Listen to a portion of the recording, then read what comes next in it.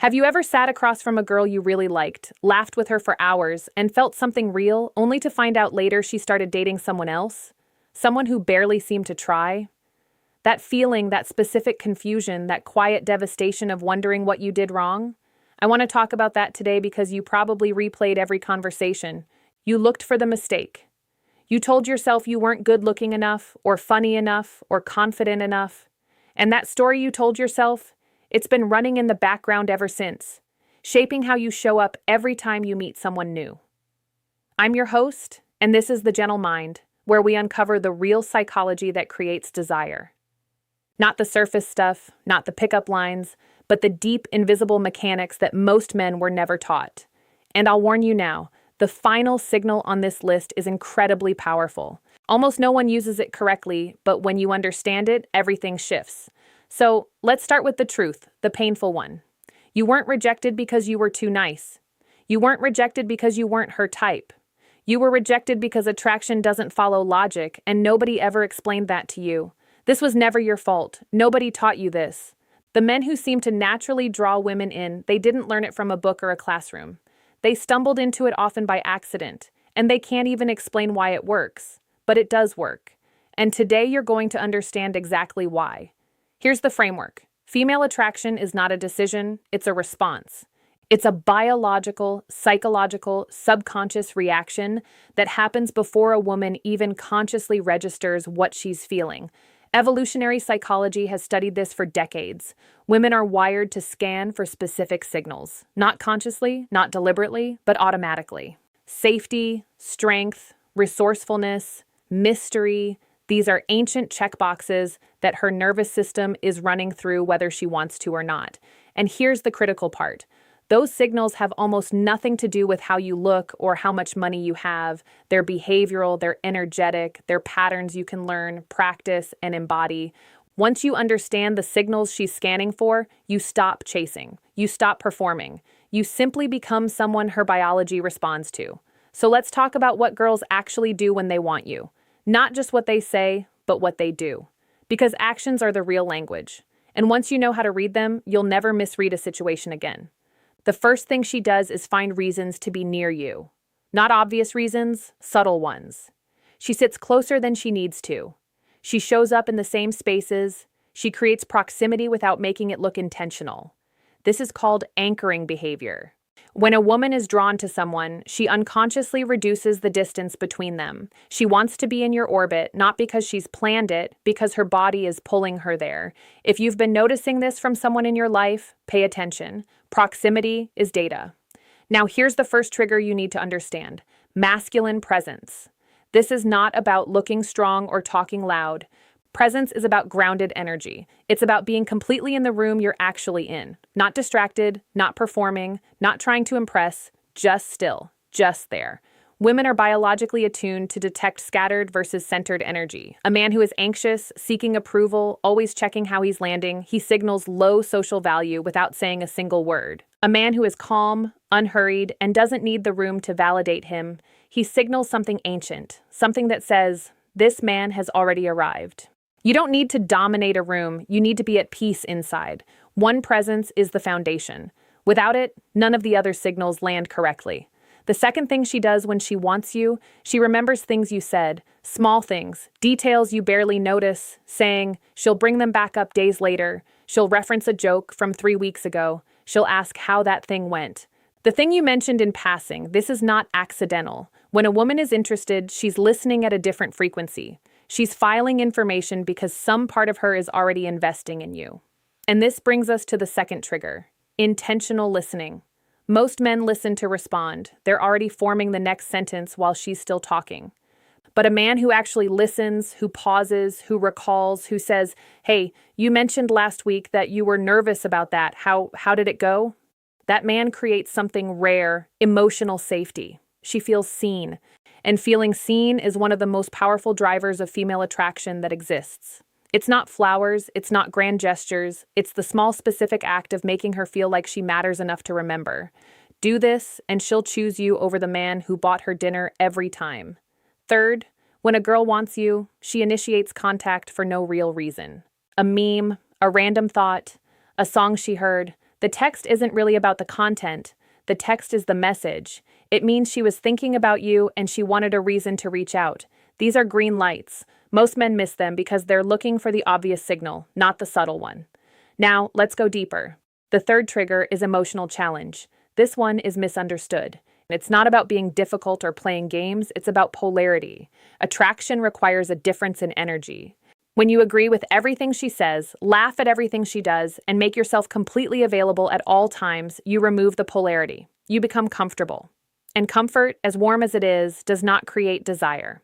Desire needs an edge, a small playful challenge, teasing her gently about her certainty, disagreeing with a smile, holding your position when she pushes back. This creates emotional electricity. Her brain interprets it as, this man has his own world, I'm not guaranteed access. And that uncertainty, that slight not knowing, triggers the same neurological pathway as reward-seeking behavior. She starts to pursue the resolution, she starts to move towards you. Don't be a pushover, don't be aggressive, just be a man who has standards and isn't afraid to show them. If this is resonating with you so far, hit subscribe and join the Gentle Mind community. It helps more men learn what they were never taught. There are men watching this right now who are going to completely change how they show up, and you're one of them. The fourth signal she sends when she wants you, she gets a little competitive.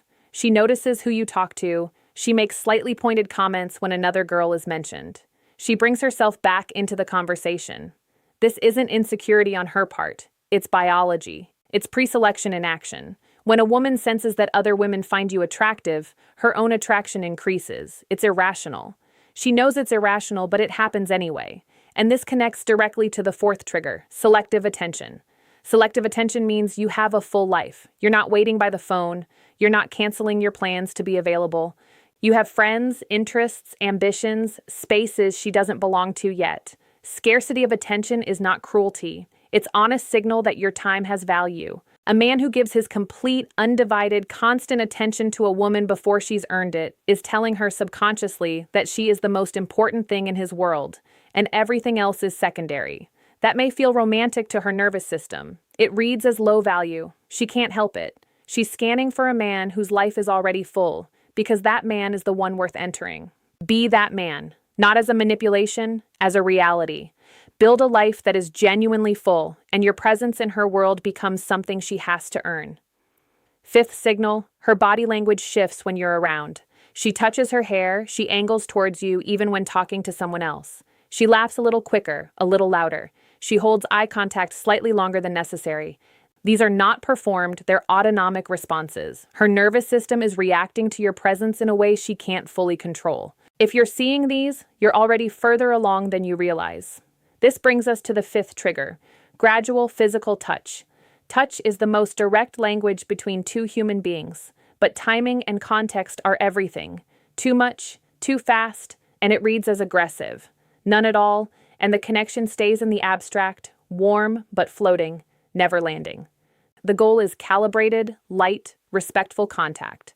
A brief touch on the shoulder when you're laughing, guiding her slightly when you're moving through a crowd, these small moments of physical contact release oxytocin in both of you. That's the bonding chemical. It creates warmth, trust, closeness. It moves a connection from intellectual to embodied. Start small, stay respectful. Let the touch say, I'm here, I am present, I notice you. Not, I'm trying to get something from you.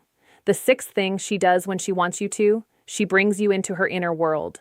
She tells you something she doesn't tell everyone, a fear, a memory, a thing she's ashamed of or proud of that she doesn't share casually. This is an invitation. She's testing the water. She's checking whether you'll handle herself with care or whether you'll flinch or dismiss her. This is one of the most sacred moments in early connection, and how you respond here will either open the door completely or close it quietly. The sixth trigger is calibrated vulnerability. This is the most misunderstood principle in male psychology. Most men fall into one of two traps. They either never share anything real, they stay surface level, guarded, impenetrable, and she can't connect to someone she can't see, or they overshare early, turning every conversation into an emotional unloading, which signals instability. Calibrated vulnerability means you share real things at the right moments. You let her see you, your genuine thoughts, your actual fears, your honest perspective on something. But you share it with groundedness. Not as a plea for sympathy, not as a performance, just as a man who knows himself well enough to speak honestly about his inner world. That kind of openness delivered without desperation is extraordinarily rare and extraordinarily attractive. The seventh signal she sends, she creates inside jokes with you. She builds a private language between the two of you. She references something only the two of you understand. This is a claiming behavior. She's creating a world that only includes you. Pay attention when this happens. She's not doing it by accident. And now the final trigger, the one I warned you about at the start, the one almost no one uses correctly, controlled unpredictability. Here's why it works. The human brain is wired to pursue uncertain rewards more intensely than guaranteed ones. This is called variable reward reinforcement, the same mechanism behind why people can't stop checking their phones. When you are completely predictable, always available, always warm, always responding within seconds, you remove the uncertainty. And without uncertainty, there's no dopamine release, no excitement, no anticipation. You become comfortable, and she starts to take you for granted without even meaning to. Controlled unpredictability doesn't mean being hot and cold. It doesn't mean ignoring her to make her anxious. It means you're genuinely multidimensional. Sometimes you're deeply present and engaged. Other times you're focused on your own world, and she waits. Sometimes you say the unexpected thing. Sometimes you go quiet, not because you're playing games, but because you are an actual complex human being with depth she hasn't fully mapped yet. That sense of I haven't figured him out completely is one of the most powerful drivers of sustained attraction. You are not a formula, you are not predictable, and that keeps her curious. That keeps her coming back. So, here's where we land. You are not broken. You have never been broken. You are operating without information. Every man who struggles with women isn't lacking something. He's missing a map, and now you have one. The signals, the triggers, the invisible language she's speaking when she wants you to step forward, masculine presence, intentional listening, emotional challenge, selective attention, calibrated vulnerability, gradual physical touch, controlled unpredictability. These are not tricks. These are not manipulations. They are the real mechanics of how human attraction works at a deep psychological level. Use them honestly. Use them with respect. Use them as a man who genuinely cares about the woman in front of him.